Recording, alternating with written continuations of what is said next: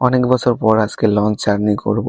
সচরাচর ঢাকা থেকে বাড়িতে গেলে কিংবা বাড়ি থেকে ঢাকাতে এলে বাসে যাতায়াত করা বেশি হয়, কারণ বাসে আমাদের সুযোগ সুবিধা অনেক ভালো। তারপরে শখের বশত আজকে লঞ্চে যাব।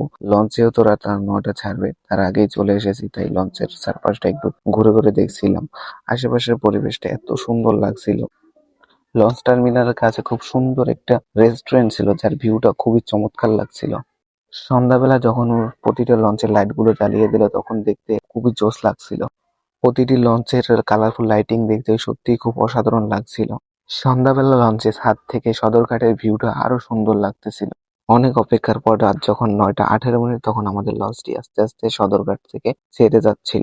লঞ্চের সামনে দাঁড়িয়ে এত সুন্দর একটা ভিউ উপভোগ করা সত্যিই খুব অসাধারণ। তারপর সারা রাত প্রচন্ড ঝড় বৃষ্টি হয়। অবশেষে আমরা চলে আসি আমাদের গন্তব্যস্থল বরিশাল। এটা হচ্ছে আমাদের বরিশাল কীর্তনখোলা নদী। তো নদীর ভিউটা সকালবেলা খুবই মনোমুগ্ধকর লাগছিল। দেখতেই পাচ্ছেন সারা রাত বৃষ্টি হওয়ার পরে লঞ্চ পুরো ভিজা আছে। আমার আবার ভাগ্য খুব ভালো, আমি যখনই লঞ্চে যাতায়াত করি তখনই ঝড় বৃষ্টি থাকবে, বিদ্যুৎ চমকাবে, রাতে খুব ভয়ানক একটা অবস্থা হয়ে যায়। তারপরেও আল্লাহর অশেষ রহমতে আমরা সেফলি আমাদের গন্তব্যস্থলে পৌঁছেছি, আলহামদুলিল্লাহ।